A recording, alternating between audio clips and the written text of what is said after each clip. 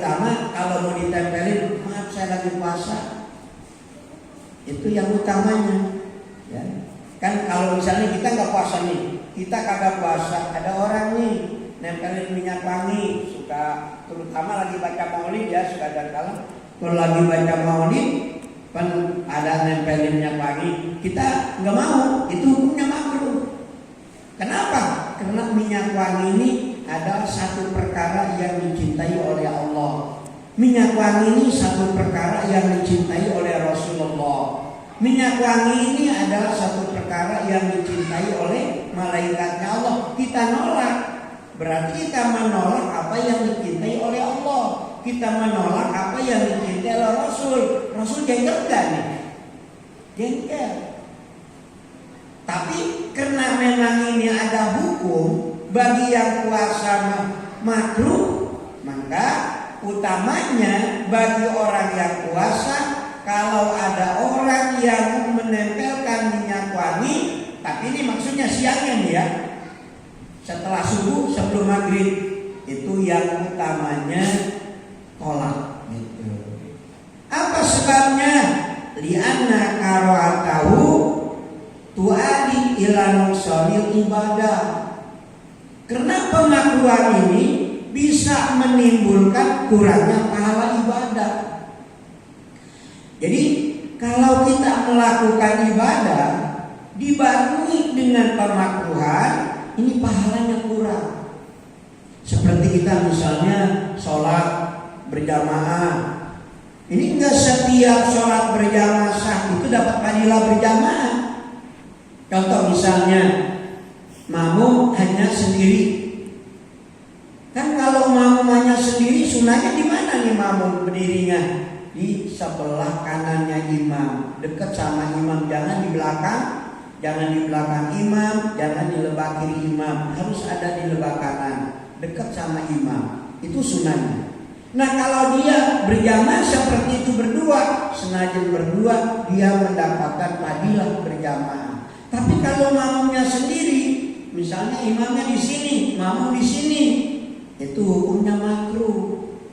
Walaupun dia berjamaah, sah berjamaahnya, tapi tidak mendapatkan fadilah berjamaah.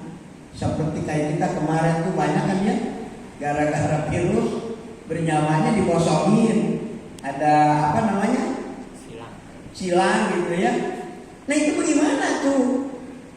Kan harusnya jangan dulu bikin barisan yang kedua kalau barisan yang satunya belum penuh. Kalau barisan yang satu belum penuh, lalu ada makmum yang datang belakangan, dia bikin barisan di belakangan. Nah, beliau ini dapat pemakruhan yang bikin baru tuh. Sah berjamaahnya, tapi beliau tidak mendapatkan fadilah berjamaah. Nah, kalau kayak yang itu, yang kosong-kosong begitu tuh bagaimana? Sah berjamaahnya, sholat berjamaahnya sah, tapi tidak mendapatkan fadilah berjamaah. Sebab kalau kita terapkan, ta'un ini bukan zaman sekarang aja, di zaman Rasul juga ada. Bahkan zaman-zaman Nabi lain lebih parah. Ya, cuman penyebabnya karena orang itu tidak iman kepada nabinya, kepada Nabi Shu'aib, Nabi Nuh, Nabi Lut kaumnya dihancurkan. Kan itu kenapa? Karena beliau tidak mau beriman kepada Rasulnya. Nah, waktu zaman Rasul sudah banyak tahun itu. Tapi apa yang dilarang sama Rasul? Datangnya itu yang agak boleh juga. Misalnya nih, kecamatan Sepatan tidak ada tahun. Ini semuanya kekuasaan Allah ya, kekuasaan Allah. Di Sepatan tidak ada tahun, misalnya. Terus di kecamatan Pakuaji ada itu tahun. Nah ini orang Sepatan sama Rasul jangan ke sana. Kenapa? Karena di sana ada penyakit. Bukan penyakit itu nepain. Rasul tidak mengatakan penyakit itu nepain. Tidak ada. Dalam hadis Rasul yang dimuat dalam kitab Bukhari, kan pusatnya hadis Bukhari, yang lain boleh pindah dari kitab Bukhari itu. Nah, sedang menjatuhkan penyakit di situ. Kenapa Allah menjatuhkan penyakit kamu ke situ? Ya jelas karena memang Allah lagi menjatuhkan penyakit. Penyakit itu nggak ada yang lain. Ini hadis Rasul ya, gitu. Nah jadi lalu Rasul bagaimana? Jangan hanya begitu aja. Kalau sholat tetap sebagaimana biasa. Gitu. Jadi nggak ada perubahan sebetulnya.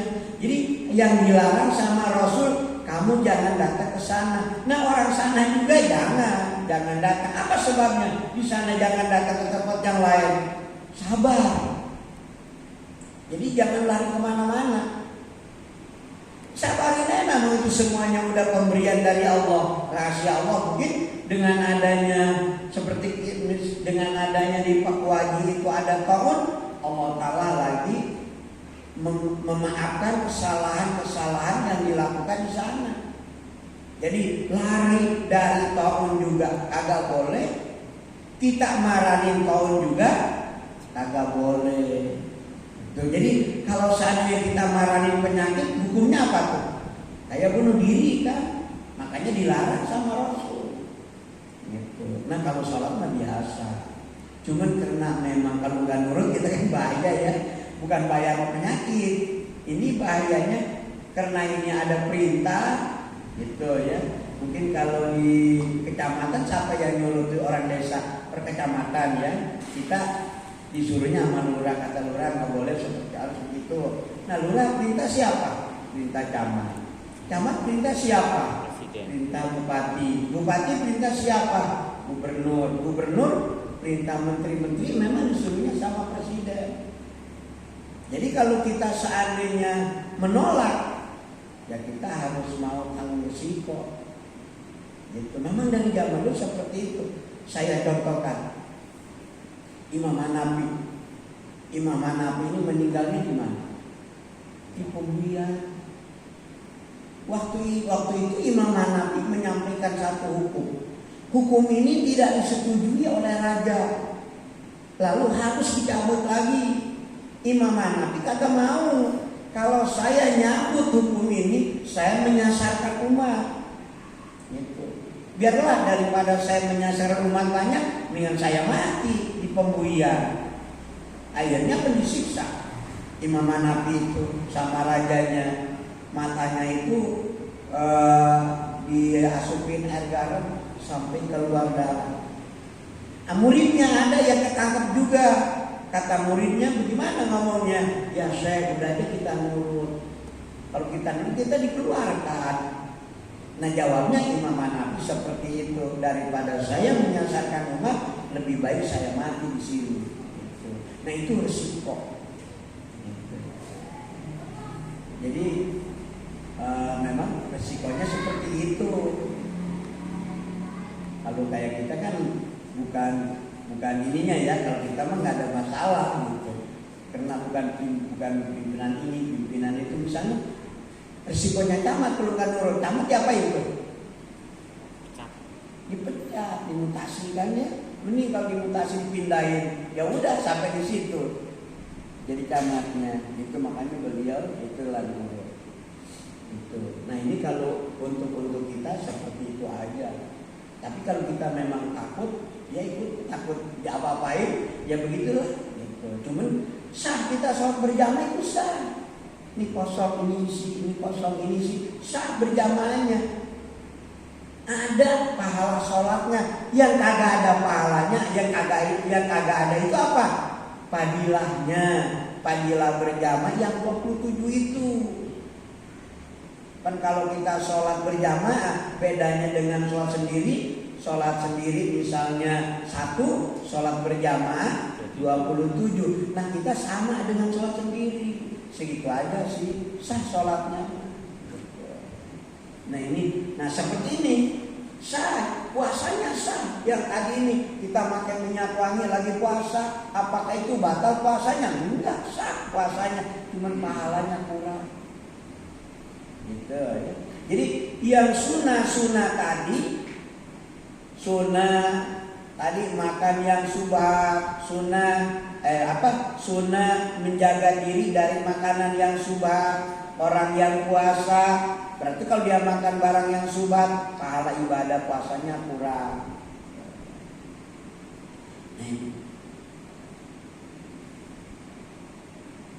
Pola Hilyah. Nah ini ada keterangan Abu Nu'aym mengatakan dalam kitab Hilyah, al-aula yang utama lisoimi bagi orang yang puasa tarkul iktihar, meninggalkan makai sifat mata. Ini mah kita mah laki-laki emang kagak make ya. Selaki-laki kan sunah juga makai sifat mata. Kapan? Indah naum. Di mana mau tidur? Di mana mau tidur kita sunah tuh. Pakai sifat mata. Apa tujuannya? Jadi obat. Tapi sifat mata bukan yang kayak potrot itu ya. Kayak apa pensil bukan. Sifat mata yang bubuk itu, yang suka orang apa di kita kayak banyak lah ya, nggak perlu di Mekah ya. Nah itu yang sunahnya. Tapi kapan? Indah naum. Gimana mau tidur? Gimana kalau siang?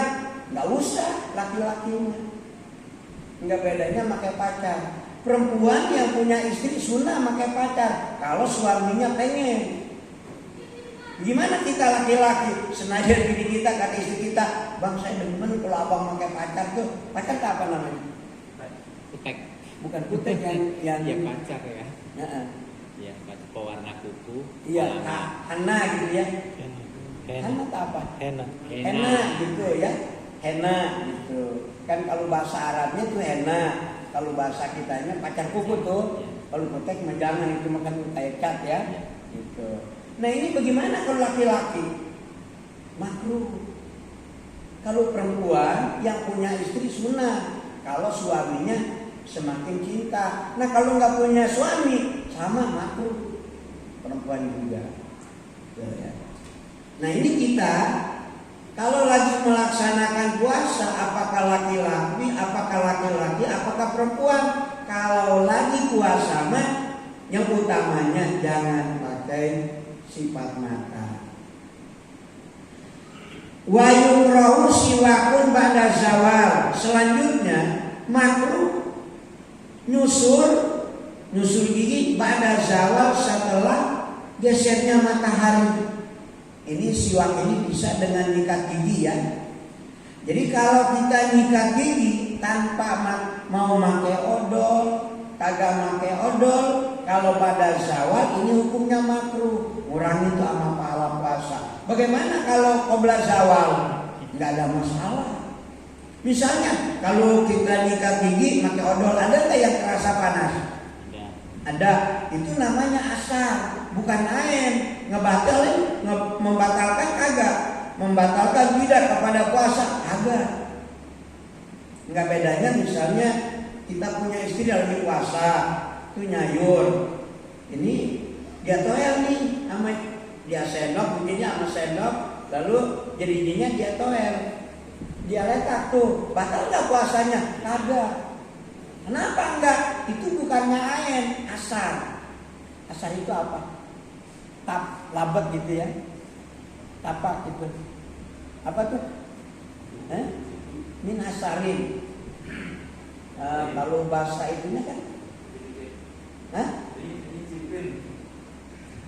Iya, kalau apa namanya dicicipin itu ya, kan ada tuh rasa dikit ya, namanya itu asar. Ada asar, ada ain. Kalau bahasa Arabnya asar. Kalau bahasa Jawa itu kalau ngaji di Jawa itu min asarin saking labete gitu. Apa tuh labete? Enggak tahu. Itu kan suka bahasa Jawa juga. Gini ya. Iya kalau nyicipin kan ada tuh rasa ya. Nah itu namanya tuh asar itu. Nah kalau seandainya nyicipin itu kan kerasa tuh, itu batal nggak? Nggak batal. Nah kalau satu sendok tuh juga batal. Sebab itu mah masuk, iya enggak? Gitu ya. Nah odol sama enggak batal. Jadi walaupun makruh ini pada zawal itu berarti matahari udah geser ke sebelah barat. Kalau seandainya matahari masih di sebelah ini mah timur, masih berbawekan, kita nyikat gigi nggak makruh. Kalau pakai odol ada yang terasa panas, itu nggak batal, namanya asam, ya, bukan air. Nah kalau odolnya kali itu kemakan, jelas itu mah batal, tuh ya. Nah ini makruh. Jadi nggak apa-apa tuh kalau kita nyusur, kan di sini bahasanya siwak, ya. Siwak ini kan dia nyusur, nah itu sama sama sikat gigi. Wa qabla ghurub, makruh ini setelah geser matahari sebelum surutnya matahari. Mungkin ini yang saya bisa sampaikan, mudah-mudahan bisa dipahami. Ya, kita sebentar lagi kan mudah-mudahan Allah kasih kita umur sampai kepada Ramadan, kita bisa melaksanakan puasa Ramadan. Jangan sampai pahala puasa, pahala ibadah kita ini dikurangin gitu. Kita amalkan ini kan kita pengen full. Nah mungkin ini saja yang saya bisa sampaikan. Kalau ada yang nggak paham bahasa saya silakan tanya. Syukur kasih Abah atas ilmu-ilmu yang diberikan kepada kita. Semoga kita semuanya bisa mudah mengimplementasikan dalam kehidupan kita sehari-hari. Jamaah, ada yang mau ditanyakan seputar topik atau di luar topik? Mohon digeser untuk mic-nya. Silakan.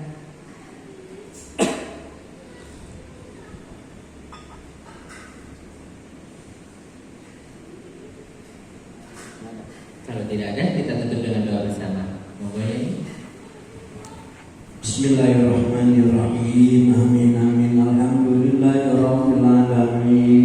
Hamdan yuafi ni'amahu wa yukafi'u mazidah. Ya Rabbana lakal hamdu kama yanbaghi li jalali wajhikal karim wa 'azimi sultanik. Allahumma shalli wa sallim ala sayyidina Muhammad wa ala ali sayyidina Muhammad.